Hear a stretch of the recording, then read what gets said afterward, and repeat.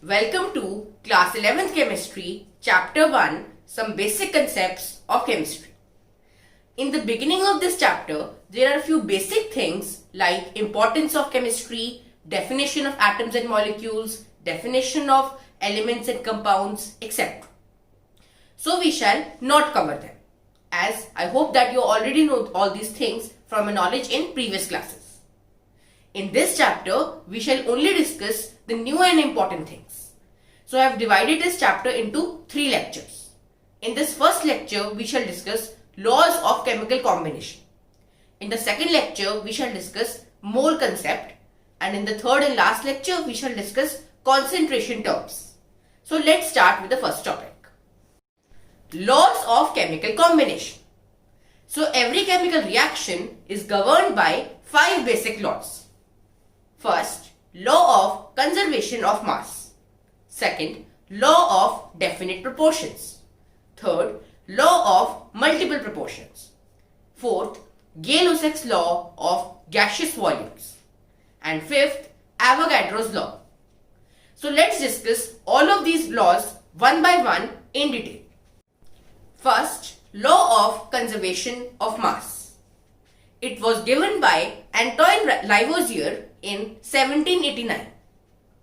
It states that matter can neither be created nor destroyed during a chemical reaction. So matter or mass always remains conserved.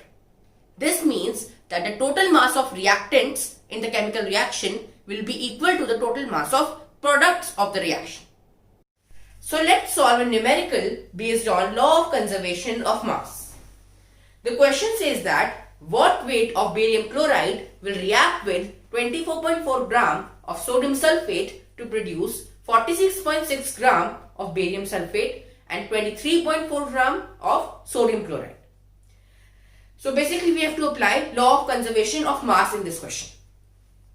We have been given that barium chloride is reacting with sodium sulfate to produce barium sulfate and sodium chloride. And we have been given the values of sodium sulfate, barium sulfate and sodium chloride, and we have to find barium chloride. So from here we know that the formula that mass of reactants is equals to mass of products. So let's take the mass of barium chloride as X. Now we have been given that mass of sodium sulfate is 24.4 gram,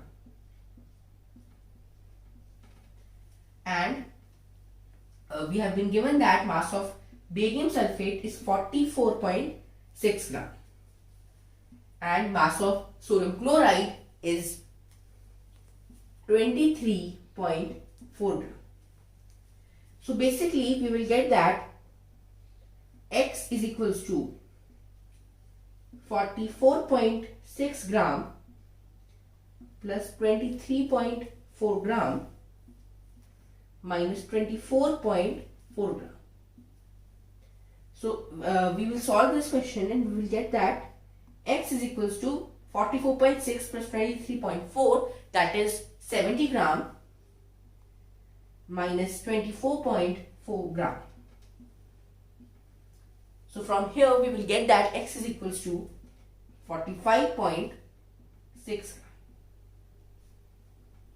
Second, law of definite proportions. This law was given by Joseph Proust. It states that a chemical compound always contains the same elements combined together in the same fixed ratio by mass. So the ratio of the constituent elements of the compound always remains the same. Now let's understand this with the help of an example. So water always contains hydrogen and oxygen in the same ratio by mass. So as you know that water contains hydrogen and oxygen elements. So if you take water from any source like river water or drinking water, sea water, any type of water, groundwater, then every time water will contain hydrogen and oxygen in the same ratio, and that ratio is 1:8. Third, law of multiple proportions. This law was given by Dalton in 1803. It states that when two elements combine with each other to form more than one compound, the mass of first element that combines with mass of other element are in simple ratio. Now let's discuss law of multiple proportions with the help of an example. So the statement says that when two elements combine with each other to form more than one compound. So let's take the example of two elements, carbon and oxygen. Carbon and oxygen. Now both of them react to form two compounds that are carbon monoxide and carbon dioxide. So CO and CO2. Now it says that then the masses of first element that combines with the masses of other element are in simple ratio. So now we have to find the masses of all these atoms involved in this equation. So it will become, because mass of carbon is 12,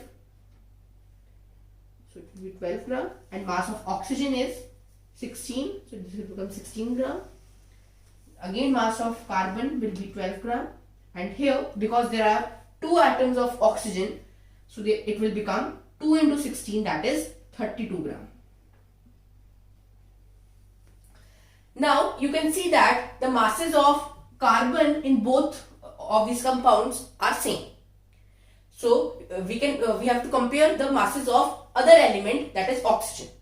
So in this first, that is carbon monoxide, the mass of oxygen is 16, and in second, that is carbon dioxide, it is 32. So you can see that the ratio of both of them is 1:2. So the statement says that law of multiple proportions. In law of multiple proportions, the masses of other element are in simple ratio. So you can see that 1:2 is a simple ratio. Fourth, Gay-Lussac's law of gases. This law was given by the scientist named as Gay-Lussac, and it states that when gases combine or are produced in a chemical reaction, they do so in a simple ratio by volume, provided that all the gases are at the same temperature and pressure. So basically, if all the temperature and pressure conditions are same, then gases will combine in simple ratio by volume during a chemical reaction. Let's understand this with the help of an example. So when hydrogen gas and chlorine gas will combine, then you know that hydrogen chloride gas will be formed. So on balancing the equation, we get that H2 plus Cl2 gas results in 2HCl. So basically, one volume, if we take that one volume of hydrogen gas is combining with one volume of chlorine gas, then 2 volumes of hydrogen chloride gas will be produced. So again, we can understand this by taking some examples. So if we take that 20 ml of hydrogen gas reacts with 20 ml of chlorine gas, then 40 ml of hydrogen chloride gas will be produced. So this means that they are combining in the same ratio every time. They are combining in same ratio by volume, that is 1:1:2.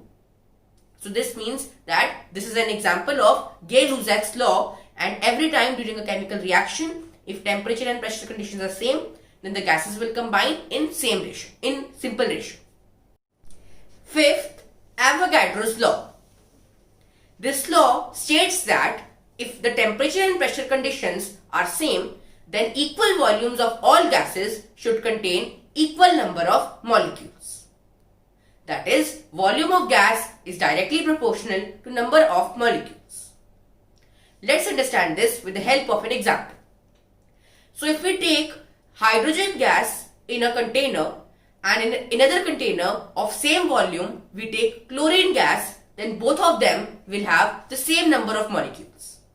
So if hydrogen gas has n molecules, and then chlorine gas will also have n molecules, because if their volumes are same. This proves that same volume of gases it means that they will have same number of molecules.